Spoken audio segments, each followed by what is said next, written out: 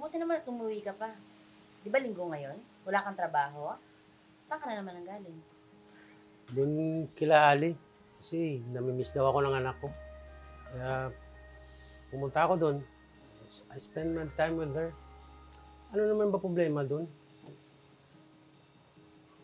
Problema? At yung asawa, namimiss mo rin? Naku, love. Ano naman bang kalokohan ang pinagsasabi mo? Kalokohan? Kalokohan na ba ngayon magtanong kung saan ka nang galing? Alam mo ba, pumupunta ako doon dahil sa anak ko. Iniwanan ko na yung asawa at anak ko. Akala ko ba naman, masaya ako siya. Hindi pala. Sorry na, love. Kasi nga, simula ngayon, hindi na ako magsasalos at saka hindi na ako magagalit kung pupunta ka sa asawa mo at anak. Alam mo naman, di ba? Alam mo na, mahal kita. Alam mo yun, di ba? Ano na? I have a long day today. Pahinga muna ako, ha. Sige, mahal. Aba mo na. See you later.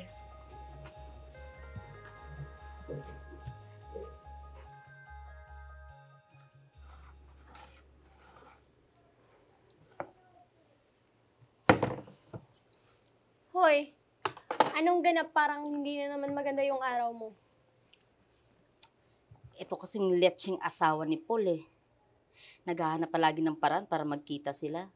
Tapos, tignan mo. Ginagawa pa rason yung anak nila para magkita. Kainis. Wait lang ah. Nagsiselos ka ba? Eh, asawa yun eh. Nakakalimutan mo na ata kung ano ka. Hoy, kabit ka. Hoy, teka lang ha. Ang definition of a mistress kapag sa asawa pa umuwi yung lalaki. Eh, yun naman pala eh. Eh, bakit kung umasta ka para ka parang kabit, lumugar ka sa dapat mong lagyan? Walang kalaban-laban dun yung bata sa'yo. Pinagkaitan mo na nga ng kumpletong pamilya, pagkakaitan mo pa rin ba ng tatay? Teka nga lang. Angela, kaibigan ba talaga kita? Yun nga eh. Kaibigan mo ko. Kaya nga sinasabi ko sa'yo yung totoo, di ba? Gumising ka. Ay nako, nakakainis lang kasi Ma'am She. Yung feeling na pinagkakait sa akin yung oras at atensyon. Tapos, pinapadama sa akin na kabit talaga ako. Nakakairita. Uy, pagbalik-balik ta rin mo man ng mundo, alam mo kung anong lugar mo, di ba? Ay nako Ma'am She. Hindi ko na alam kung ano pa yung iisipin ko. At saka, kung ano pa yung gagawin ko. Nalilito na ako. Mars, ipakita mo lang sa kanya na karamay ka niya. Na sinusuportahan mo siya. Pakita mo sa kanya na tama na ikaw yung pinili niya.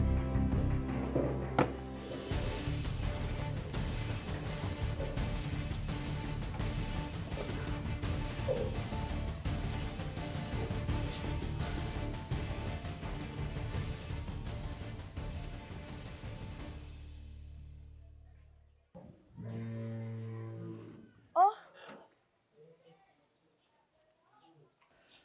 Anong ginagawa mo dito? Wala dito anak mo. Nasa school. Eh, ikaw talaga ang sadya ko eh. Ako? Huh, bakit ako? Pwede bang kitang ma-date ngayon? Seryoso ka? Paul, ang aga-aga oh. Wala akong panahon ng pagbiruan sa'yo ha. Tsaka, wala ka bang pasok? Wala eh. Nag-leave ako.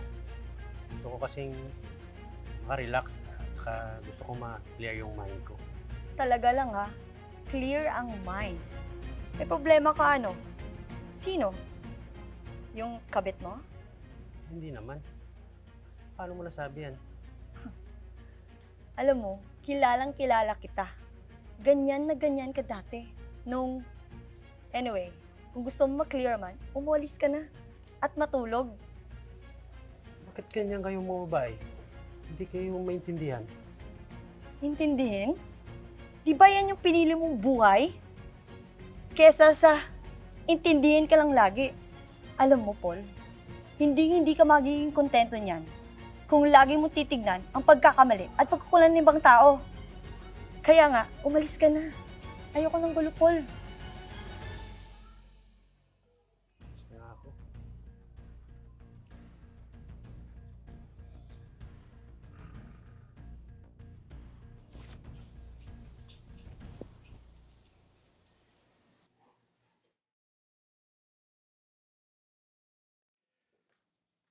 Love, saan ka na naman ang galing? May meeting ako. Bakit? Aawahin mo na naman ako? Ganun ba? Akala ko kasi doon ka na naman ang galing sa asawa mo. Ayan ka na naman sa mga hinala mo. Pasensya ka na. Naninigurado lang ako. Baka kasi magbago yung isip mo at iwan mo ako tapos babalik ka sa pamilya mo. Ano ba yung sinasabi mo? Hindi tayo matatahimik ganyan ka ng ganyan. Hindi nga nakikisali yung asawa ko dito. Pag umasta ka, daig mo pa ang... Ano? Tapusin mo, Paul. Daig pa yung ano? Asawa? Hanggang ngayon, kabit pa rin ba yung turing mo sa akin kahit sa akin ka na sumasama? Sumagot ka, Paul! Sumagot ka! Ayoko na makipagtalo sa'yo. Alis na nga ako. Paul, bumalik ka dito! Bumalik ka!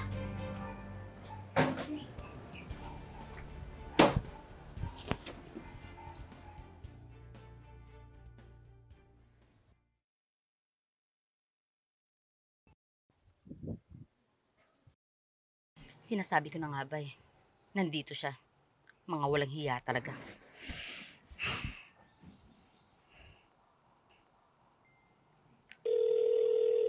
Hello, love? Love, Nasaan ka? nasa meeting ako, love. Huwag mo na pala akong antayin mamaya. Baka gabihin ako ng uwi. May tatapusin ako sa opisina. Dami akong trabaho eh. Sige, love. Bye. Ganun ba? Nasa meeting pala. Humanda kayo sa akin mamaya. Ang tagal naman ng anak mo. Sab? Antayin na lang natin eh. Baka may naiwan pa. Malilate na kasi ako sa trabaho eh. Sab? Tagal naman ng anak mo. Sab? Sab? So, ito pa ang sinasabi mong meeting. Ano to? Kalokohan? Anong ginagawa mo dito? Nakakahiya sa kapitbahay. Huwag ka magskandalo.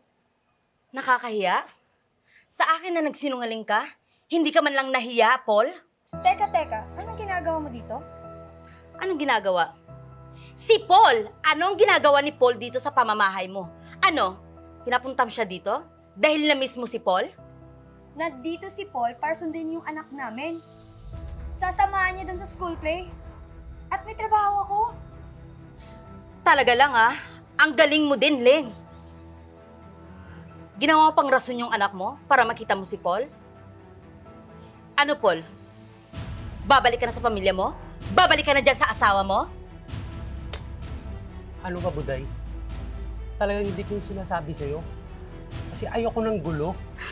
At saka, pag-isipan mo naman ng masama. Bigyan mo naman ng meaning. Ano? Ngayon, na nandito ka sa pamamahay ng asawa mo, buday na lang? Hindi na love? Ano? Nagbago na yung isip mo? Gusto mo nang bumalik sa asawa at pamilya mo? Ano, Paul? Sawa ka na sa akin? Nananawa ka na sa akin? Tumahimik ka na. At wag na wag kang gagawa ng gulo dito. Nung ikaw nang agaw, never did I na nang gawa ng gulo or scandal. At the first place, never ako nang agaw. At ito, dating akin, at ikaw lang naman sumalo. Don't you worry, Buday. Never akong makikipagbalikan kay Paul. Isaksak mo siya sa baga mo.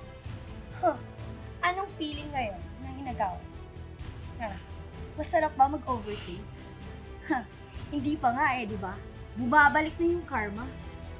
Nandito si Paul para magpag-ama sa anak namin. Eh ikaw, nandito ka para ano? Ipakita mo kung kaano ka uri ng babae? Paul, ayusin mo nga to. Umalis kayo. Doon kayo sa bahay ng magbangayan. At wag na wag ko kayo makikita dito ha. Tumimik na ang buhay ko. Alis! Sige, subukan mo. Sabay na tayo mag-usap. Alis na tayo, alis na tayo. Bitawad mo ako! Alis kayo. Mag-ingat tayo sa paggawa ng hindi maganda sa kapwa natin. Dahil ang karma, mabilis na bumabalik.